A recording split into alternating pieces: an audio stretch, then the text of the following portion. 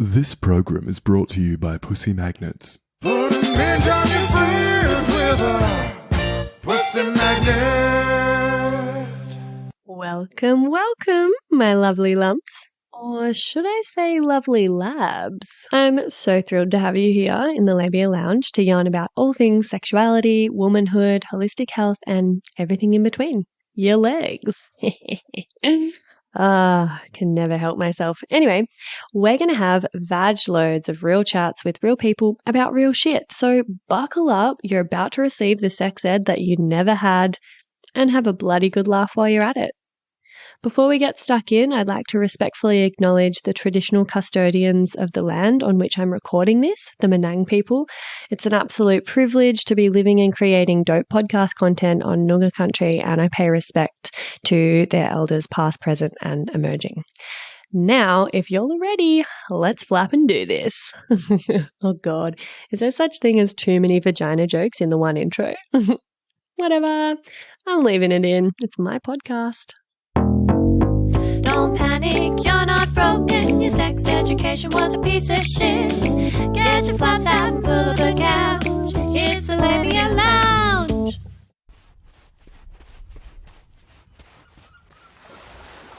Ah, shit. Far out, woman. What's got sand in your clam now? Pew, pew, pew, pew, pew, pew. Sandy my clam. Hello, my labial love bumps. Welcome back to another round of Sand in My Clam this week in the Labia Lounge. Today I've got Niamh and Hannah joining me for a chat. Welcome, darlings. Hi. Hey. So I've got a really important question to ask you real quick. Have you noticed the way the light is dancing off this massive vein in the middle of my forehead? It looks so tough. Oh my God, I've got one too. I did not notice, but it looks epic. Oh my God, it's insane in this lighting. I'm far out. Anyway, so back on track. Today we're going to have a yarn about something that in particular gives Niamh a sandy clam, but that I've only pretty recently started thinking about and understanding more about and doing a bit of research on. And it's in the realm of asexuality and aromanticism, which is a topic that I'm going to cover on just a regular episode as well in more depth soon. But today, Hannah, this is the first time I've ever spoken to Niamh, but Hannah's told me so much about them. And Niamh, which I'll let you explain and talk a bit about yourself, but to give people a little bit of background, Niamh is asexual. So there's a few things that I want to just like pick their brains about. And so what I thought was maybe I will launch off by just throwing a bit of word salad out there, describing some things that I've become aware of through conversations that I've been having lately, through listening to other podcasts about this. And then I will just hand it over to my incredibly intelligent guests to delve deeper into, because I personally only have very limited understanding and zero personal experience around this myself. Hence why I've got you guys on. So similarly to a lot of sandy clam topics, this one is based around assumptions and misinformation about a certain topic. And it has come to my attention that often when people discover that someone is asexual, they automatically feel sorry for them, because in their eyes they're like missing out and not getting to enjoy this thing that they feel is essential to a happy full life. They might commonly pity you for not knowing what you're missing out on, or like assume that they know best, and like actually perhaps you're not even asexual, you just haven't met the right person, or maybe you'll change your mind, or maybe it's a phase, or maybe you're just too traumatized. And lastly, another thing that I've heard of is this reaction that's especially, at least by the sounds of it, and please correct me, like I said, word salad coming at you, especially prevalent when it comes to those in attractive female bodies, where someone will kind of look at you like, oh, you're asexual? What a waste to look like that, and like and have functioning genitals, but not want to fuck me. Like, your attractiveness or your fuckability is this commodity for others to consume, and you're being selfish, keeping that all to yourself and wasting this sexual vessel of yours by not letting anyone enjoy it or consume it. So that is a lot off the bat, and I know there are quite a few things in there to address, probably loads more that I'm not aware of that I didn't cover. But would you mind unpacking some of that and adding your own, experiences to the discussion? Because I find it really fascinating, but it's totally unknown territory for me. So, yeah, take it away. Does any of that resonate? Yeah, I couldn't. So I was like listening to you speak, and I was like, oh, I'm really trying not to roll my eyes every 3 seconds here. It's just like, yes, this is so ridiculous that, like, the assumptions that people make. And I also, one thing that I find is, like, society and everyone around us kind of build up sex to be like the most human experience possible, and it's such a waste if you don't get to experience that. But, like, there's a lot of people having really bad sex all the time, and that is not the top of human experience. Oh my god, yes. Great. So, yeah, and it's just, I don't know, there's so much power put upon people's sexuality, and I know it's a huge power place for a lot of people. Like, I know women who, like, really feel so powerful once they unlock their sense of sexuality, and it can be a real power move to get to know yourself in that way. But I've found it's been a real power move to say, this is something that I don't relate to. This is like a very specific set of emotions that are not easily unlocked within me. I'm not looking at someone thinking, oh, they're hot, I really want to fuck them for any reason. And it's just kind of one of those things where, because I don't have that lens to view the world, I am seeing the world totally differently. And it's really cool to get to experience the world in a way that is a little bit unique. And I think that's what a lot of people don't see when they hear about asexuality at first. They just think, oh, my sexuality is really important to me. I cannot imagine my life without the ability to enjoy and have sex, which for anyone who is sexual, it's very, very important to them. And I think what most people struggle with is the idea that they could have as fulfilling a life without that drive and desire. And I'm just kind of here entirely living my life to its fullest without that. That's really beautifully put, Niamh. Thank you. Have I answered the question have I answered? Or made a good start? I mean, there wasn't even a question. It was more just like, here are some things that I feel like maybe you contend with regularly and it probably pisses you off. And also, I suppose it's stuff that I've been hearing because I've started delving into this, but it's also so for instance, when I was hearing, maybe even Hannah was talking about, this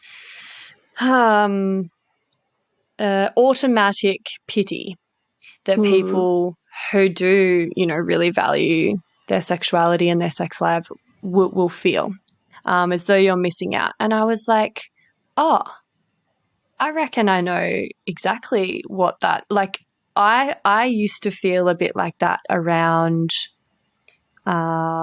when someone decided not to have children. And I would, and that's another thing I want to cover on the podcast soon, deciding to, not have children and knowing that doesn't necessarily make your life any less enriching or fulfilling. But I used to have the same reaction as a lot of, child-free by choice people hate, which is like, oh shit, but like, won't you regret that? Or aren't you, that seems to be like, the epitome of the human experience and this huge adventure. And like, personally, I have always wanted to have kids and known that I wanted to be a mum. So in my mind, I see it as this like ultimate adventure of like human experience. However, like over the years, speaking to lots of different people about this, like I've kind of opened my mind to the fact that like that's a bit misguided. There are so many ways to have a fulfilling and enriching life and enjoy the human experience.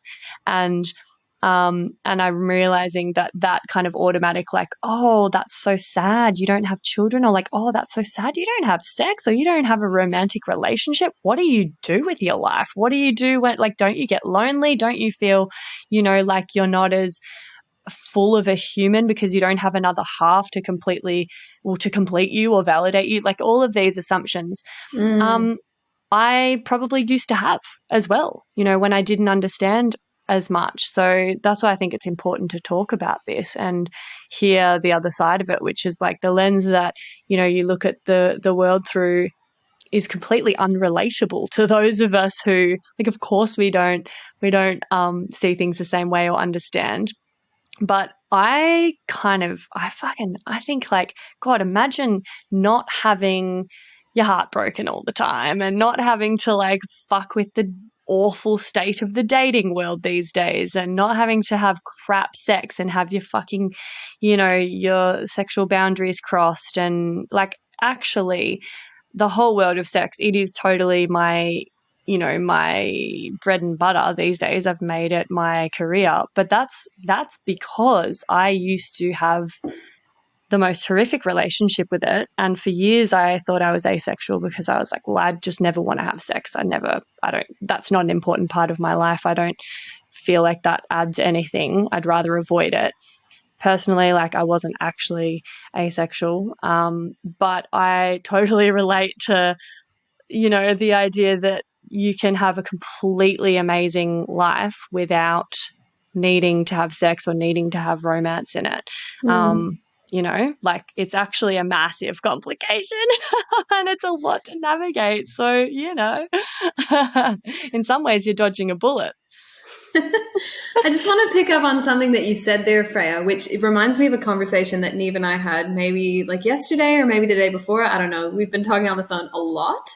But it was saying, you said something like, oh, don't you always get lonely, or, something like that. And it reminded me of a conversation that you and I had, Niamh, where you were saying that you were telling someone that you were asexual, aromantic, and they said, oh, well, that's so weird because you're such a romantic person. So can you talk a little bit about that? Because I feel like maybe the perception is, if you hear, someone's asexual, aromantic, you think of those really broad, like, category feelings like love, intimacy, and romance. And you go, okay, well, you just don't experience those. But from my experience with Niamh and I actually have like a super romantic friendship. Like, we share intimate secrets. We like tell each other that we love each other. We love to like hug. And so I feel like there are actually these still fundamental human experiences that you're getting, just not in like the traditional sense. So can you tell us a little bit about that? Because I think that is, something that's really at the core of it that people might not understand. Yeah, absolutely. That is such a thing that I find a lot of people aren't aware of their own relationships and the complexities within them. Like, a lot of people seem to think, I've fallen in love with this person, like I'm feeling all the warm fuzzies and feel like they are my romantic sexual partner. They are the love of my life for however long that part of their life lasts for. And I think a lot of us actually have a lot of hidden romance in our lives. Like, if you view romance as something other than your romantic partner, like, romance is when your friend shows up when you're sick with a bowl of soup. Like, romance is you find something that someone will absolutely love and you send it to them as a gift. Like, romance is all of those really cute, sweet moments that you can have with absolutely anyone. Like, I think if most people sat down and really reflected on their lives, their most romantic moments would probably be with friends, with siblings, maybe with a parent. Like, if you view romance through the lens of the thing that like really makes your heart feel warm, it opens that up to so much more than just like your typical romantic dinner and walks along the beach at sunset romance that is very storybook. Yeah, and it's so tricky because I feel like romance is like so many people have different definitions and it's tricky to define, but we usually conflate romance with like, well, basically it's being really thoughtful, right? But Yeah. it seems to be like people think that that can only be exclusively in a sexual like setting. And it's kind of like, you know, intimacy isn't necessarily sexual. Intimacy can be beautiful between platonic connections. And I think it's a similar deal with romance. Like people assume that it's just sexual partnerships that, you know, but all it is like you were saying, Niamh, like it's just something really thoughtful that makes you feel special, and that's kind of designed to make you feel like someone's thought of you and they've put effort in and they're creating an experience for you. And I think it's like, so, I mean, this must get you clam sandy all the time, like the way people see romantic love, or, you know, sexual love, I should say, as like the deepest connection one can have. And then they kind of discard the importance and the depth and the nourishment that can be enjoyed through platonic and other forms of relating and connection. Like, you know, and I actually think people seem to neglect those other forms of connection and intimacy in their lives once they find a sexual partner, which is super detrimental. Yeah, absolutely. I'm so for like stopping the gatekeeping on romance and intimacy. Once you found that special someone, that doesn't make everyone else that was in your life less special.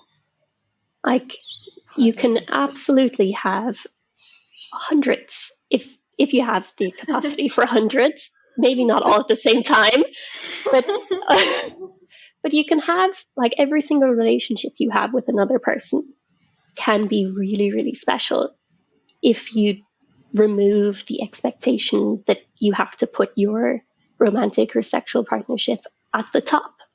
Like once you remove the hierarchy of putting a sexual relationship at the very, very top, it just opens you up to have so many more like cool, creative, dynamic types of relationship. And yeah, it totally gets me annoyed when I see people kind of throwing away fantastic friendships, like connections with siblings or family just because they found a partner. When I think like we're all human beings, we're all really, really cool people. Like every single person on the planet can be really, really cool if you give them a chance. And I think we should be giving each other chances. Yeah. Yeah. You know, this totally reminds me, Niamh, of like something you said to me a long time ago when you were first telling me about, you know, being asexual, aromantic. And I was saying to you, wow, like you're so great to talk to. We can have these great discussions and these great chats and we have such a great friendship. And you said that because you were asexual, aromantic, you found that you actually had a lot of those relationships in your life. Like many of the relationships you have are at that level. Whereas I feel like, you know, the standard sort of story is you have your romantic partner, maybe you've got your best friend, and that's kind of it. Whereas someone like you were saying to me that like you're actually used to like having those sort of like intimate connections. And I thought that was like super beautiful and special. And maybe people need to actually be taking a lesson from you rather than going like, oh, you're missing out. People need to be like, oh, maybe I'm missing out. Like maybe I'm closing myself off to like, you know, how all these other relationships could sort of be. And like something that makes me think of is the fact that often people might shut down a connection when it's heading into this sort of more intimate or vulnerable territory because they're afraid that it'll then, because it's like, and I've always had lots of friends of all different genders. It's not really a thing in my world, but I find like, especially like when I moved I grew up in a small country town and it was a bit like this. And I moved to a small country town kind of recently and there was this whole like division with the genders. And it was like, if you were a female, you kind of can't have male friends because if you're seen at a coffee shop, like I had a friend who had a boyfriend and she didn't want to go on like a lunch date with her housemate who was a male because she was like, oh, like people in the town will talk or people will assume it's something more. And then like an extension of that is like often when people are having these amazing conversations and great connection, if they, you know, are sexually inclined, they might kind of hit this point where they're like, oh shit, like, is this going somewhere? This is the natural sort of trajectory of like things, right? Like if we're having really good connection, we're having great chats, we're getting along, we like spending time with each other, we're feeling really good in one another's presence, surely the next obvious step is like it's going to go somewhere further. And often people like try to protect themselves from that or shield themselves from, you know, anything escalating because they don't know how to kind of just have a platonic fucking relationship and be like, yeah, cool, like all of that is true. We're having amazing chats and connection. However, I don't want to fuck you. So like, can we just keep it in this territory? And so many people get really like offended or so I feel like maybe like what do you come up against there, Niamh? Like, do you feel like you are able to be kind of exempt from all of the expectations once people realize that, you know, you're not going to fuck them? You're able to have these beautiful deep friendships in a safe way because there's no like, is it going to happen? Are we into each other? Or do people just not really take the asexuality thing seriously and they're like still assuming that maybe you're going to change your mind? Hey, Babe Towns. So sorry to interrupt, but I simply had to pop my head into the lounge here and mention another virtual lounge that you've got to get around. It's the Labia Lounge Facebook group that I've created for listeners of the poddy to mingle in. And there you'll find extra bits and bobs like freebies or discounts for offerings from guests who've been interviewed on the podcast, inspiring and thought-provoking conversations, and support from a community of labial legends. I also have an account on the fab new app Sunroom, which is a platform created by women for women and non-binary folk, and where there's no shadow banning or censorship of sex-positive content, unlike with the other platforms that I'm on. So you can hit up my Sunroom for extra content and real and raw life updates because I'll be sharing on there from now on all of the stuff that I can't post anywhere else. My vision for both of these is that they become really supportive, educational, and hilarious resources for you to have more access to me and a safe space to ask questions that you can't ask anywhere else. So head over to the links in the show notes and I'll hopefully see you in there. And now, back to the episode. So that is so dependent on the person. And there's a lot of just assuming that I'll change my mind. And when it comes to that, it's kind of a case of, well, I can only show up and be as honest as I can be. And if they don't take it on board, it's like, well, we'll just continue down this road and eventually you'll just take this relationship for what it is, or we'll like disconnect and stop being friends. But that's happened and that's also not happened. And I think at the end of the day, it kind of comes down to when two people meet and they have a great connection, it's very easy to fall into that, like that story you were saying, where you're like, the next natural progression is to go into a relationship. And I found myself thinking that a lot when I was discovering my sexuality. I was like, okay, well, I'm really connecting with this person. Like, when am I going to fall in love? When is that going to happen? And that was something that I had to like really come to terms with, where I was like, oh, actually, I can't just fake my way into loving this person. Like, I can't fake my way into feeling attracted to them. And I think it took me years and years to remove that narrative from my brain and not try to follow the fairy tale love story that we've all been told our entire lives. And that's something that I've worked really hard to be able to recognize my own feelings and tell my own story. The majority of people don't have several years of writing their own story because the narrative fits them. And they are looking for the fairy tale at the end of the day. So it kind of comes to a place of, if I'm really connecting with someone, we're having great conversation, and I've learned to tell my own story, but someone else is looking for the love story, it comes to how well can we bridge those two stories together. And like, how much can I be listened to? How much can I listen to them? And it does require, I think, a lot more time and involvement than a regular friendship if you're going to toe the line between a like super loving and intimate friendship like Hannah and I have, which is like definitely romantic to the view of someone from the outside world who would just be like, these two love each other so much. But like we're not in a romantic relationship. On the outside, we're just like two awesome people. And I've ended up creating a lot of friendships like that are probably from the outside look like there's a lot more going on. But in reality, we're just meeting each other where we're at and have like just a friendship on steroids.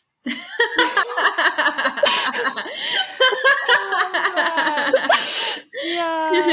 Oh, it's such a shame that people they don't like things that are out of the ordinary or unusual or challenge their kind of perception or expectations. Like I have a lot of, like, my friendships are the most important thing to me ever, and I've never been someone that, you know, I hate it. I actually hate it. It's such a bugbear of mine when someone, you're like really tight, great friends, and then they get into a fucking relationship and they're off the map. You don't see them for a few years.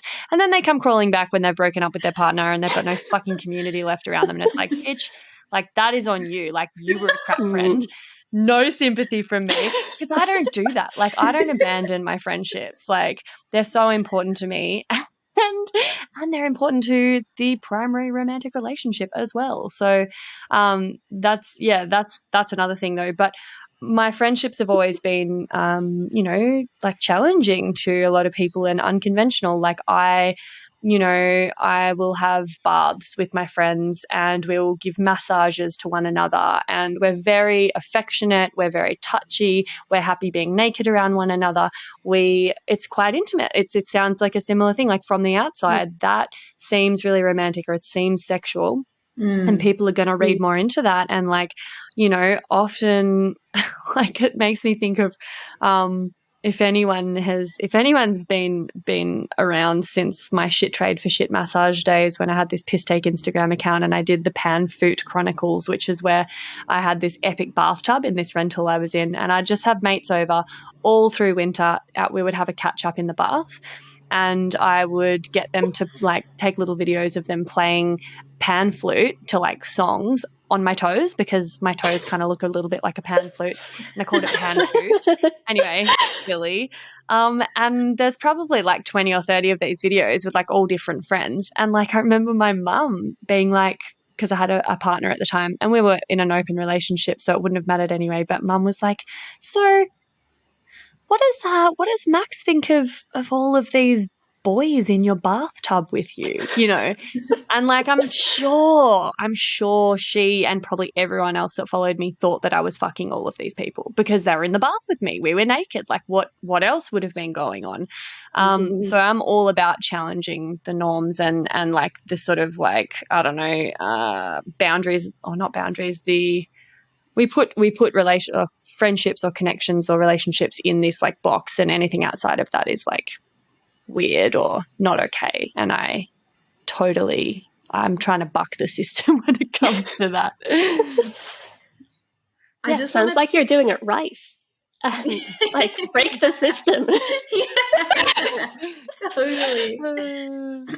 I wanted to pick up on something else that you said, Niamh, because you kind of got me thinking. By the way, it's super like frustrates me that you would say to someone like, oh, I'm asexual, aromantic, like this isn't going to turn into anything else, that people would kind of think you would change your mind. Like that to me is just mind blowing, because like you said, you've spent several years really thinking about this. How many people can say they've spent several years thinking about their sexuality? Probably not a lot of people. Maybe Freya, maybe Niamh. You two are probably like some of the only people, really. And it really reminded me, I was wondering if it's sort of similar to when you have, you know, like two women who are like in a lesbian relationship, and straight guys will be like, hell yeah, like I want to get in there. And it's like, okay, you're like fundamentally misunderstanding this. Or it's like, you know, when you're just sort of like out in public and you get catcalled, it's like people kind of inserting themselves or like assuming that like your sexuality or your like whatever is like for them. Like, it really reminds me of that sense of like entitlement, or like this weird sort of sense of, I guess entitlement. over someone else and their sexuality. And like, that really frustrates me. So I can't imagine how much that frustrates you. Well, it's interesting because Freya, you started this talking about how people pity me because I'm not getting to experience sexuality in a way that's like they find really important. When someone like you were describing, Hannah, comes to me and they can't even comprehend the fact that I could be happy without sex in my life, it's kind of something that I will pity them for not having the self-awareness to realize that they can be fulfilled by themselves, or they could create a life without depending on another person to fulfill their sexual needs. That it does kind of make me think, look, maybe you can experience and get a whole bunch of fun from orgasming that I'm not likely to do with another person. But at least I know myself and I'm not dependent on getting my needs met by somebody else. And I've got a much better awareness of the different complexities of how people live their lives. And that has come through bucking the system. It's come through getting to know myself on a level that these people are never going to get to, because if they're not willing to listen to me and consider that someone could have a different experience of life to them, they're not going to listen to themselves. They're not going to get to know what's really at the core of why they feel so connected to their sexuality, why it's so important to them. Now that's a really wise thing to say, Niamh. That is wise as fuck. Thank you. Yeah, totally. It's so true. It's so true. I feel like an addict half the time, especially back in the day. I mean, I'm in a happy relationship now, so I don't have to actually face my addiction to love. But love and sex addiction, I mean, I've never been addicted to sex. I have incredibly low libido, and it's not important to me for the reasons it's important to a lot of people. I don't get horny. I just love connection. I'm more of a love addict. And for someone who educates and coaches on sex, people are always shocked, at how I don't really I don't care that much about sex. I care about having quality sex, but and helping other people have quality sex, but it's not the be all and end all. And my partner and I will often quite happily go ages, just forget to have sex. But I've always seen I've seen it as almost a bit of a dependence, my reliance on romantic connections with intimate partners and love and the validation from that, and the having this one partner in crime that's my ride or die. I definitely feel more vulnerable and less complete because I feel I don't feel I need it. If I didn't have it, I'd be okay, but because the option's there to have it, when I wasn't partnered, I would always be seeking, I would always be preoccupied, I would always be oh, but it's missing. And I feel if I was asexual, that'd be so nice and simple. I just wouldn't even have to waste any energy or headspace on that. I could just get on with living my life for me, But it's actually a bit of a hindrance to have to constantly factor in, this other half or whatever crap language, you want to use to describe it. But I mean, I love, my reality, and I do love sex, and I love my relationship, but my God, it causes a lot of anguish and complication and inner conflict and yearning when you don't have it. And honestly, the amount, when I was single, I was just far out, the amount of energy and headspace I spend on this. If I was able to unhook from that and just sidestep all that and focus on me and my career and my friendships and leading a life that was authentic and rewarding to me without that preoccupation, I would be so much better off. But I just was never able to completely set aside that preoccupation. And I know most people can't, it's this, it's an addiction, it's a big drive to find that person or find sex or, so super interesting thinking what life would be without that. And it sounds dope. Frey, you've actually hit on another assumption there that a lot of people come up with, which is the assumption that life is easier without the addiction to sex or the drive to find that partner. Like, I don't think my life is any easier or less complicated, or my relationships are less complicated just because there's not a sexual element. And I probably struggle just as much as you with my career and my friendships and all of these things. I don't think it is any easier without that element. It's just that I have probably more preoccupation with other things. Right. Interesting. So, like, what do you, so this is just for my own curiosity now, because I'm thinking, like, okay, but like, what about heartbreak? Do you feel that when like a friendship doesn't kind of go to plan, or like, do you know what I mean? Because I feel like that I've is like definitely had my heart broken. Like, I've 100% had my heart broken a couple of times before, and I don't think it's any less because it wasn't from a sexual relationship. Yeah, that's a really good point. Yeah. Yeah, cool. So nice to just hear about this and like have someone to, you know, ask the dumb questions and have the assumptions with. Yeah, wow. And something that just popped into my head that's like a bit of a sidestep, but something I've heard people talk about is like, do people take issue with it when you like, or do they question your asexuality when you put effort into your appearance, or when you're like, because I know like Yasmin Benoit talks about like, well, she likes to dress in a certain way, make herself look nice, like, you know, express herself. And then people are like, oh, well, like, obviously, like, making yourself look like quote unquote sexy, like it's all got to be for the benefit of like the male gaze, or, you know, to attract a suitor, or to like look attractive to other people. So like, are you even asexual? Like, do people kind of get their knickers in a knot about that, and like find themselves a bit confused if you, I don't know if you do, like, you know, like to dress up or put effort into your appearance, or like what your relationship to that is. But like, I'd love to chat a bit about that. Yeah, absolutely. I love to get dressed up. I love to look really cool. And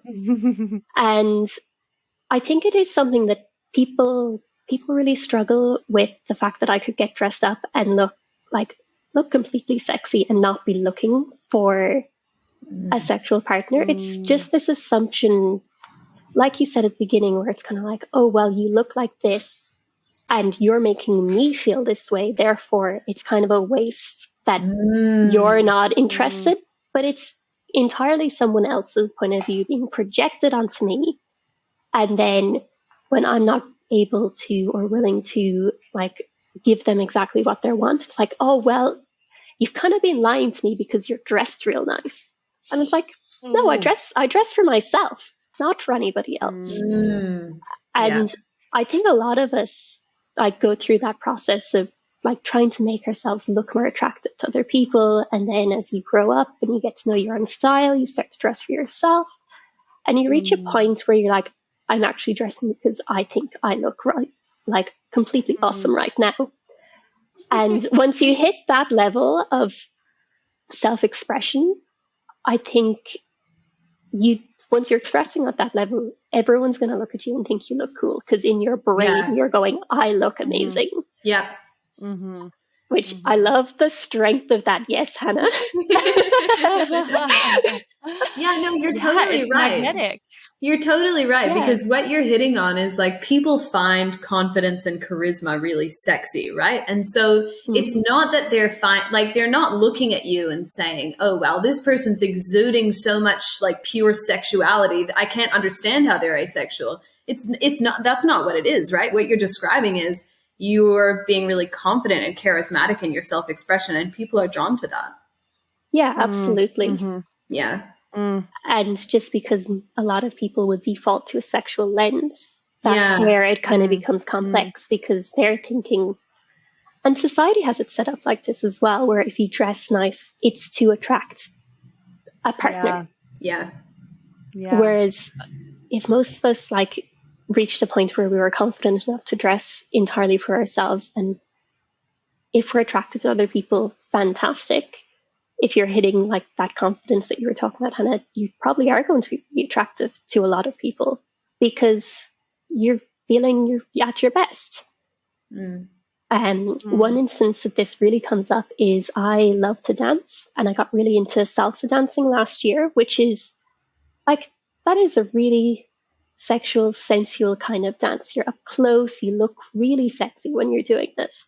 And it's a very intimate thing to be doing with a bunch of strangers, often if you're in a social, and there's a lot of connection there. And I think a lot of people on the outside could look at me dancing and think, like, there's no way that they could be asexual. Like, look at what they're doing with this other human being up close. But it's just the enjoyment of like the dance, the intimacy and the music.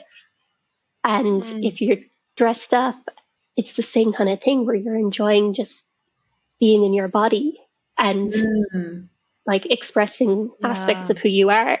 Yeah. And that does not need to be connected to sex. Because I mean, I think once, like, it's if you're feeling comfortable in your body, if you're embodying it in a really empowered way, if you are charismatic, if you're just owning it, you know, that is attractive and magnetic to other people. And like the physical element of, like, you know, being really embodied when you're dancing and expressing yourself, like there's nothing hotter than that. And it is like an expression of kind of sensuality, which I just find is like having fun in your body and inhabiting your body fully. And I feel like the dangerous thing is when people see that and they can't possibly get there, like wrap their head around the fact that that could just be just for you, just you enjoying your body, you enjoying movement, you enjoying, like when I dance, there's all different roles and all different I guess characters or like facets of my personality and my essence that get expressed. And like, you know, some of them are really sensual, or some of them are cheeky, some of them are playful. And I think it's like people might just assume that if you're asexual, like you just can't do anything remotely sensual or that looks sexy, because that just doesn't compute. And like I hate that there is this, like, just going back to, you know, dressing for yourself and looking cool, feeling cool, that being magnetic, that attracting people. Like, you know, there's this really dangerous kind of corner of, I don't know, it's entitlement. It's like people think that, I guess it's a similar thing to, like, you know, victims of sexual assault where there's people saying, oh, well, they shouldn't have been dressed so provocatively. They kind of brought that on themselves, like they were asking for it. It's like on a way more subtle scale, people being like, oh, what do you mean you're asexual and you don't want to fuck? Like, how dare you dress in a way that looks so attractive then? Or like, how dare you emanate this like confidence and magnetism that is so attractive and sexy to people, because it's so rare to be that self-assured and empowered and inhabit yourself so fully. They kind of can't understand that, like, you can be doing that, but they can't have it, or it's not for it's not on offer. And you reminded me of something else there, Freya. Like the word sensual has been getting thrown around a lot, right? And I feel like this is really interesting because often you hear the word sensual right next to the word sexual, like we're conflating them, but they're actually different, right? Like you have sexuality and you have sensuality, and sensuality is about being in the present moment, being embodied, experiencing your senses. And I think the trouble is maybe most people actually don't have many moments of being really embodied in the sensations and the pleasure in their body, right? They think, okay, when I'm doing that, I'm having sex, because lots of people do have embodied experiences in, you know, experiencing their pleasure when they're having sex. But Niamh, I would say you're someone who actually is really embodied a lot of the time. And it's something that I really love about you. You know, like when we go for a walk, you'll like find something cool to touch and you'll really be in there kind of experiencing it. And that's actually a really sensual experience, right? Like closing your eyes and going like, and like feeling the moss. Like that's something that you and I love to do, is like touching moss. Not sexual at all, right? Like not sexual at all. But it's that same thing of really inhabiting your body and inhabiting that sensual space. I think that lots of people who are sexual don't understand that embodied sort of sensation as separate from sex, which is kind of interesting because, again, this feels like another thing that maybe you're actually doing that lots of people are kind of missing out on. Yeah, I think so, because I would consider myself a really sensual person. Like I feel like I connect to all of my senses pretty well, whether that be touch, whether that be smell, or sight is a big one. I can see beauty in the smallest of things. And I like actively go out and seek it because I've practiced to hardwire my brain towards like finding the everyday beauties.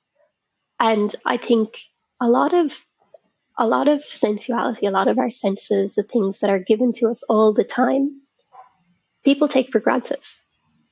Like there's a lot of sensuality available to every person in their own body, in their own experience of the world. And absolutely, yes, a shared experience can be wonderful. Like I'm very intimate with my friends. I'll like give hugs, we'll have cuddles. Like there's a lot that I'm very comfortable with doing. Like I would easily hop in a bath with a friend of mine and just like enjoy the whole sensation of it because it's intimacy forming as well. And I think a lot of people have this idea that like sex, sensuality, and intimacy are all things that can only be given by their partner. Yeah. Whereas all of those things are available to every single one of us in a myriad of ways that often are overlooked. Yeah. Yeah. I think you're really right there. I think when people perhaps fail to understand your perspective, it's not necessarily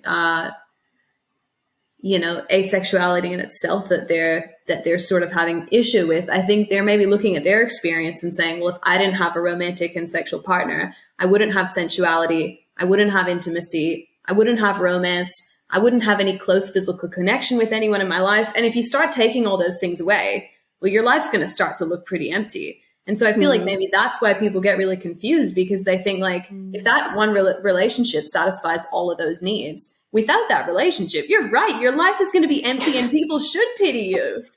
But here you are, and you're still doing all those things just in different ways, through dance, through your friendships, through embodiment. And I think that that's maybe what's at the core here is like a fundamental misunderstanding and thinking that you're not having these human experiences, which you are. They're just, outside of that one sexual romantic relationship that most people sort of have.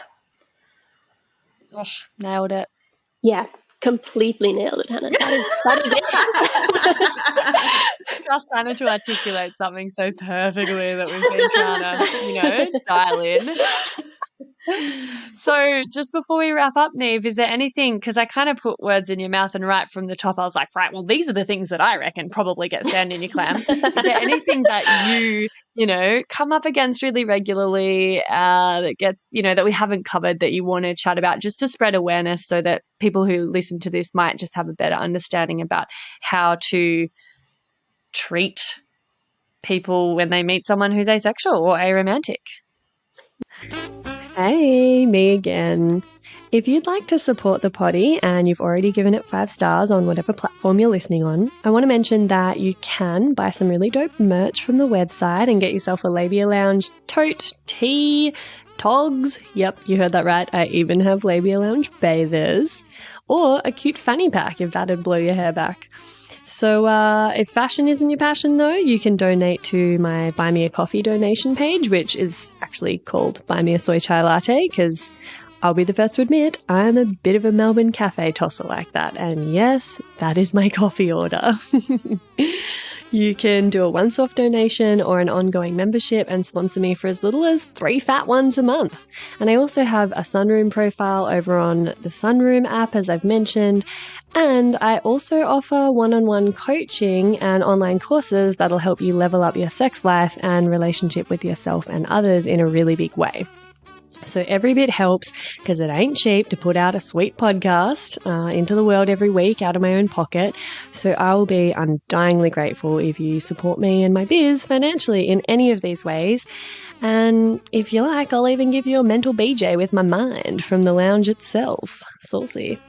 I'll pop the links in the show notes. Thank you. Later. Yeah, I think most of the things you said were really accurate. Like I said, I was holding myself back from rolling my eyes, and I was like, oh, these things really do annoy me. I think a huge thing is that people just let their own assumptions run wild once they hear asexual or romantic. They think they know what it is. And even I find a lot of people don't actually listen when you try to describe your experience because it's like, oh, well, my sexuality, my romantic relationships are so important to me. Life, I can't imagine life without them. And they don't remove that barrier of like, oh, well, this is so important to me. I can't imagine it being any other way. I think if you come across someone who is asexual or aromantic, just actually listen to them. Take the time to take a breath. Be like, this is brand new to me and I don't know anything about it. Actually just listen. Yeah. And there'll be a lot more similarities than most people would assume or think there is at first glance. Because like Hannah really well said, we're all just experiencing those core parts of human existence. And like my life is not lacking any of those things. And I think if people have the time to actually put their assumptions aside and realize that, well, there are different ways to fulfill the human experience, it wouldn't be so confusing and complex. Yeah. Awesome. Yep. Shut the fuck up, everyone, and just listen for once and put your assumptions aside and just have an open mind. Just listen, don't assume. Which I think can be applied to every time you meet someone who's got an experience different to yours. Totally. I mean, we just so automatically want to categorize and make assumptions and judgments because it's, you know, it's ingrained, it's inbuilt, it's a bit of a survival thing, you know, needing to categorize something in order to understand it. But what we actually do when we categorize something is we miss an opportunity to understand it more deeply because we're just chucking it into a category that already exists through our own lens and doesn't take into account that there might be a whole other category that we haven't thought about yet and that we can't possibly understand from our own experience unless we start fucking listening to people. So yeah, awesome. Well, thank you so much, both of you, for your time and for Can I just say one more thing? Chat. Which is remove the pity element. Like, like if for anyone listening to this, if you hear that anyone is asexual or romantic or has any sort of relationship style that doesn't fit them, fit your ideal one, take a moment to just think, it's not my experience and they don't really need my pity. So stop pitying people for having an experience different to your own. Nice. And that is all I have to say. Fabulous. Well, that's a wrap. Thank you so much. Okay, thank you. And that's it, darling hearts. Thank you for stopping by the Labia Lounge. Your bum groove in the couch will be right where you left it, just waiting for you to sink back in for some more double L action next time. And in the meantime, if you'd be a dear and subscribe, share this episode, or leave a review on iTunes, then you can pat yourself on the snatch because that, my dear, is a downright act of sex-positive feminist activism. And you'd be supporting my vision to educate, empower, demystify, and destigmatize with this here podcast. Also, I'm always open to feedback, topic ideas that you'd love to hear covered, or guest suggestions. So feel free to get in touch via my website at freyagraph.com or say hey over on Insta. My handle is Freya_graph_YMT, and I seriously hope you're following me on there because damn, we have fun. We have fun. Anyway, later labial legends. I'll see you next time.